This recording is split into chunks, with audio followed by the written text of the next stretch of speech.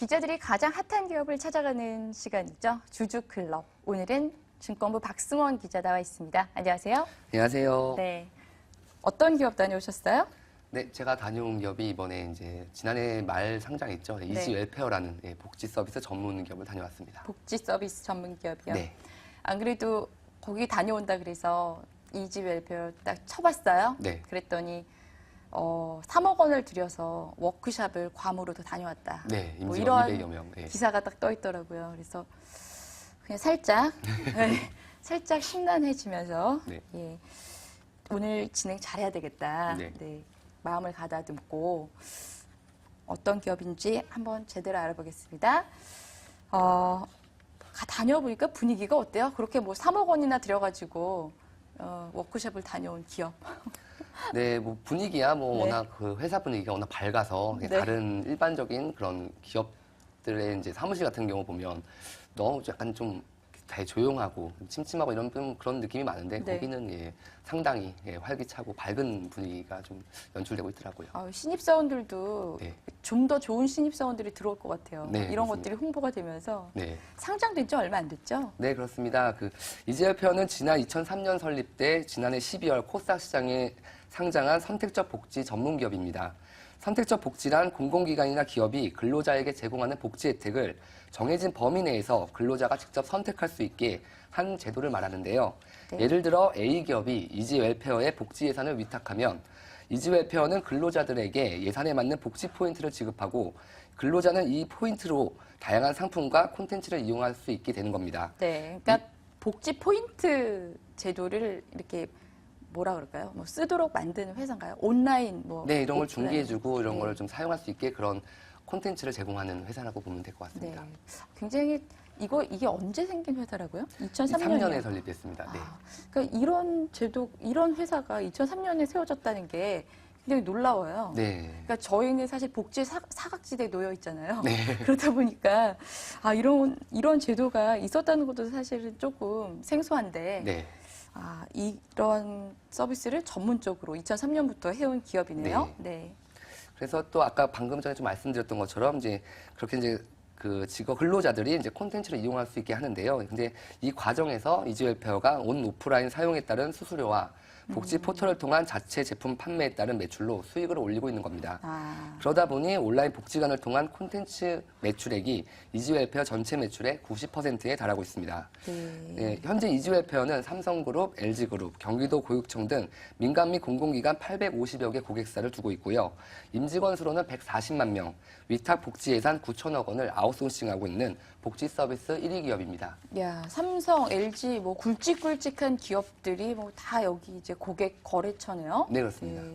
한 점유율이 얼마나 되나요? 시장 점유율은 지금 현재 50%가 넘고 있습니다. 네. 대단하네요. 네. 참 기업, 공공기관 복지가 참 좋아요. 네. 복지 서비스 시장 전망은 어떻습니까? 네, 고용노동부에 따르면 현재 국민연금, 의료보험 등 법정 비용의 복지 비용 규모가 약 17조 원으로 추정되고 있습니다. 네.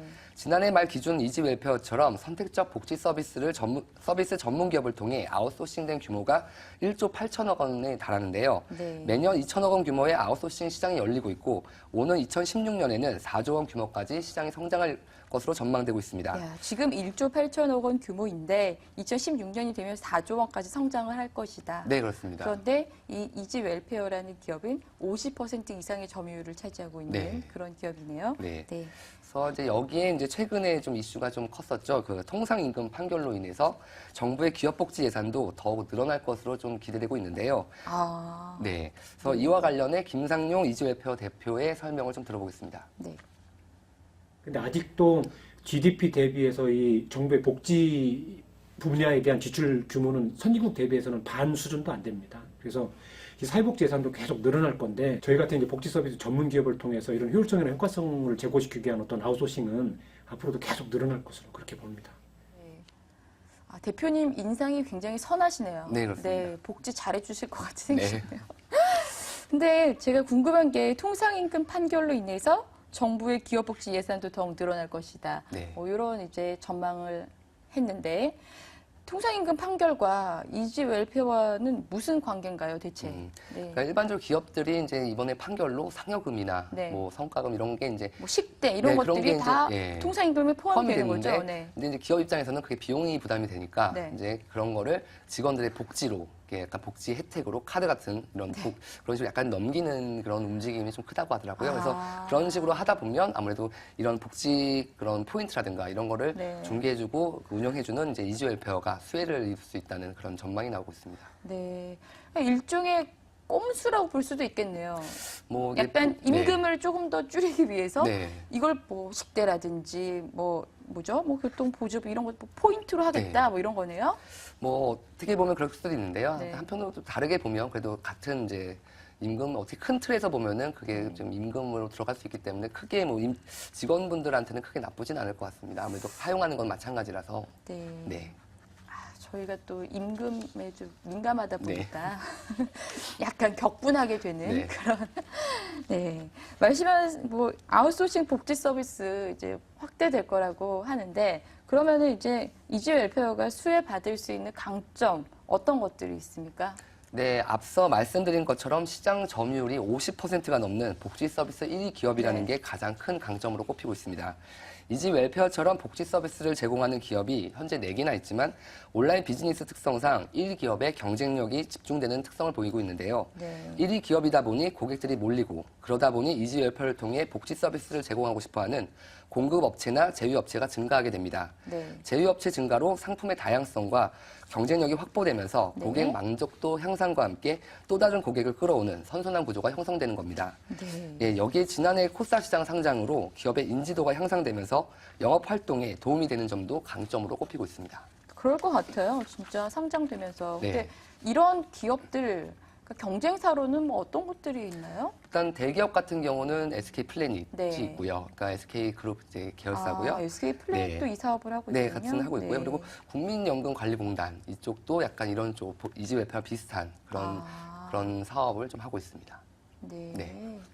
그 좀 큰 곳이네요. 네, 그렇습니다. 이곳이 조금 점유율을 막 확대, 이 사업에 좀 올인을 하면 약간 취약할 수도 있는 그런 위험성도 있겠네요. 아, 뭐, 좀 약간 어느 정도는 좀 그렇게 좀 볼 수도 있는데요. 네. 근데 아무래도 이제 워낙 기반을 잘했다? 그렇게 하다 네. 보니까 좀 그것이 뭐 이렇게 일단 초창기에 이런 사업에 하려면은 뭐 인력이라든가 시스템이라든가 네. 이게 좀 초창기 시간이 오래 걸리는 그런 게 있다고 하더라고요. 그래서 네. 진입 장벽이 좀 높아서 아무래도 그걸 따라오려면은 그래도 시간이 어느 정도 걸린다고 합니다. 네. 네. 오늘 어저께 과음으로 인해서 네. 조금 네. 이 상태가 안 좋으신 것 같아요. 네, 어제 좀 심하게 달려서. 네. 이 주주클럽 전날은 네. 절대 금주하는 걸로. 알겠습니다. 네. 네. 그 이지엘표가 국내뿐만 아니라 해외에서도 좀 활발하게 활동을 하겠다. 뭐 이렇게 좀 선언을 한 것 같은데요. 뭐 네, 지금 그렇습니다. 구체적인 내용이 있습니까? 네, 지난 1962년 제너럴 일렉트릭이 제일 처음 만든 지금의 선택적 복지 제도는 네. 전 세계적으로 좀 파급되고 있는 상황입니다. 우리나라에 이어 중국, 베트남, 인도 등 다양한 동남아 국가로 선택적 복지 제도가 빠르게 파급될 것이라는 게 업계의 관측인데요. 프랑스나 일본에서 검증된 복지 서비스 전문 기업들은 중국에 진출했거나 다양한 형태로 중국에 진출하는 것을 지금 현재 모색하고 있습니다. 네. 이러한 상황에서 이지 웰페어도 북경이나 상해 등 중국 사업 진출을 포함해 해외 진출에 대한 기초적인 부분을 검토하고 있는데요. 네. 특히 코트라 등 해외 진출 유관 기관과의 협업을 통해서 가장 기본적인 기초조사부터 실시하면서 해외 진출을 준비한다는 방침입니다. 아, 네. 근데 이미 이제 선진국들이 이런 제도들을 인프라 같은 것들을 많이 구축을 해놨을 텐데 이게 해외 진출하려면 좀 그쪽 많이 알고 들어가야 될 것 같아요. 네, 그렇습니다. 그래서 현재 그 회사에서도 그런 사항을 정말 이제 가장 기본적인 것부터 네. 좀 지금 현재 스터디를 하고 있고 뭐 당장 나가겠다는 게 아니라 일단 기초적인 것부터 준비를 하고 차근차근 준비를 해서 좀 더 이제 그런 가시적인 성과가 나왔을 때 진출한다고 이렇게 얘기를 하고 있습니다. 그렇죠. 지피지기 100점 100승이라고. 네, 그렇습니다. 네. 괜히 잘못 들어갔다가 해외 사업 중에 말아먹은 사업들이 많거든요. 네, 그렇습니다. 기업들이. 네. 네.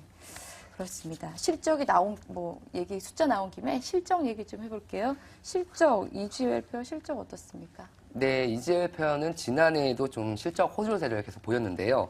지난해 매출액은 325억 원으로 전년 동기 대비 20% 증가했습니다. 같은 기간 영업이익은 47억 원으로 7% 늘었고 단기순이익도 36억 원으로 22%나 증가했습니다. 지난 2003년 회사 설립 이후 매년 10에서 20%대의 실적 성장세를 이어가고 있는 건데요. 네. 지난해 경찰청 등 대형 고객사 수주와 함께 복지 콘텐츠 경쟁력을 강화하고 고객 이용의 편의성을 높이는 등 마케팅 활동을 강화한 점이 실적 호조에 긍정적인 영향을 미쳤다는 분석입니다. 네. 투자자들의 궁금증, 향후 전망일 텐데 향후 전망을 좀 자세하게 네. 소개를 해주세요. 네, 선택적 복지 시장의 그 지속적인 확대를 기반으로 이지 웰페어의 성장성은 지속될 것이라는 게 업계의 근데요, 전반적인 관측입니다. 자꾸만 선택적 복지, 네. 선택적 복지 이러잖아요. 네. 선택적 복지가 사실 딱 잘 안 와닿아요. 제가 복지 사각지대에 있어서 그런지. 네. 그 뭐 자세히 좀 설명 좀 해주세요. 앞서 제가 처음에 이렇게 말씀드린 게 이제 그런 거죠. 이제 선택적 복지라는 게 그 처음에 이제 그런 전체적인 복지 혜택을 전체적으로 모든 사람들에게 주는 게 아니라 특히 이제 기업의 같은 경우에도 그 근로자들마다 원하고 싶은 게 복지가 다 다양할 거잖아요. 그래서 그런 거에 맞는 그런 거를 좀 이렇게 해주는 게 예를 들면 뭐 네. 포인트 같은 걸 네, 주면 그렇습니다. 뭐 내가 여행을 가고 싶으면 여행을 네. 가고 뭐 영화를 보고 싶으면 영화를 보고 책 사고 싶으면 네. 책 사고 뭐 그런 식의 것들이 선택적 네, 복지 뭐 그렇습니다. 이렇게 얘기를 하나 봐요. 네. 네, 알겠습니다. 선택적 복지 제도 공공기관의 경우에 2008년에 도입이 됐네요. 네, 그렇습니다. 네. 그 당시에 이제 2008년도에 이제 제도 도입이 완료됐는데요. 하지만 이제 삼성이나 LG그룹을 포함한 대기업들의 미도입률은 아직도 좀 높은 편입니다. 100대 기업 이내가 47.1%, 100에서 200대 기업 57.8% 등 도입률 증가 여지가 좀 여전히 충분한데요. 여기에 이제 중소기업을 상대로 한 복지 서비스 시장은 아직 초기 단계에 있는 만큼 네. 향후 성장 가능성이 큰 것으로 보여집니다. 네. 회사 측에서도 이제 올해 사업 전망을 굉장히 좀 긍정적으로 보고 있는데요. 네. 이와 관련해 김상용 이지웨페어 대표의 설명 들어보겠습니다. 네, 들어보죠. 올해도 전년도보다도 매출이라든지 영업이익 부문도 20% 이상 성장할 것으로 보고 있습니다. 올해 저희 복지 서비스를 도입하는 어떤 기업들에 대한 수주 목표도 전년도보다 약 2배 정도 잡고 있거든요. 올해는 200개 기관 기업에 임직원 수로 20만 명, 복지 예산 규모로 약 2천억 원 정도를 수주하는 것이 회사의 목표여서 20% 이상 이렇게 성장하는 것은 무난할 것으로 그렇게 보고 있습니다. 네, 투자할 때 우리가 또 유의해야 될 점들이 있잖아요. 네, 그렇습니다. 어떤 것들이 있을까요? 네, 지금 현재 이지웰페어가 영위하고 있는 선택적 복지 서비스는 공공기관처럼 이제 의무사항이 아닙니다. 그래서 이제 경제 침체가 이어질 경우에 민간 기업의 제도 도입 지연으로 매출에 좀 부정적인 영향을 미칠 수 있는데요. 특히 제도 도입 컨설팅과 관련한 전문 인력 확보 등 초기 투입 비용이 상대적으로 커 진입 장벽이 높지만 아까 초반에 좀 말씀드린 것처럼 SK 플래닛과 같은 대기업 계열사의 이제 사업 확장으로 경쟁이 좀 더 좀 심화될 수 있는 그런 게 약간 좀 부정적인 영향이 있습니다. 네. 또 이제 여기에 이제 최대 주주인 아까 말씀드린 이제 김상용 대표이사의 낮은 지분율도 좀 부담으로 작용하고 있는데요. 네. 김 대표는 현재 이지웰페어 주식 232만 주, 공모 지분율 23.46%를 보유하고 있어 향후 경영권과 관련한 그 위험에 이제 노출되어 있다는 지적이 있습니다. 네. 지금 주가는 이제 상장 이후에 굉장히 많이 뛰었는데, 네, 그렇습니다. 뭐 지금 앞으로도 좀 뭐 주가 상승 여력이 있을까요? 네, 뭐 증권가에서도 그렇고요. 네. 이제 업계에서도 그렇고 이제 이지웰페어의 이제 오늘은 조금 이제 하락세를 보이고 있는데 네. 그런 주가 상승세는 뭐 거의 이제 그 대다수 이제 증권사들 연구원들은 이제 좋게 보고 있더라고요. 그래서 아무래도 이제 이런 시장이 그리고 우리 삶이 이제 질을 좀 약간 중시하다 보니 네. 그런 이제 복지에 대한 사람들의 이제 관심도 많고 이런 문화라든가 여행 이런 거에 대한 관심도 높아지면서 이지웰페어가 아무래도 좀 수혜를 받지 않을까 싶습니다. 네. 이런 기업에 다녀오고 나니까 어떻던가요? 우리 이제 기자 일을 하면서 네. 기자 일을 선택한 거에 대한 후회는 없나요? 후회는 없는데 아쉬움은 약간은 없지 않았습니다. 아무래도 너무 이제 복지를 전문적으로 하는 기업이다 보니까 네. 자체적으로 직원들한테 복지를 자체 복지도 혜택이라든가 그게 많구나. 워낙 좋고요. 네. 아까 뭐 말씀하신 것처럼 임직원들 전체 200명 괌으로 이제 워크숍 갔고 네. 그리고 각종 동호회 이런 게 정말 많이 있고 지원이 정말 괜찮다 하더라고요. 그리고 이제 매달 한 번씩 대표랑 포함해서 같이 이제 봉사활동도 다니고 정말 예, 복지가 괜찮은 기업 같습니다. 네. 우리 회사도 좀 복지가 좋아져야 될 텐데 어떻게 하죠? 어떻게 하면 복지가 좋아질 수 있을까요?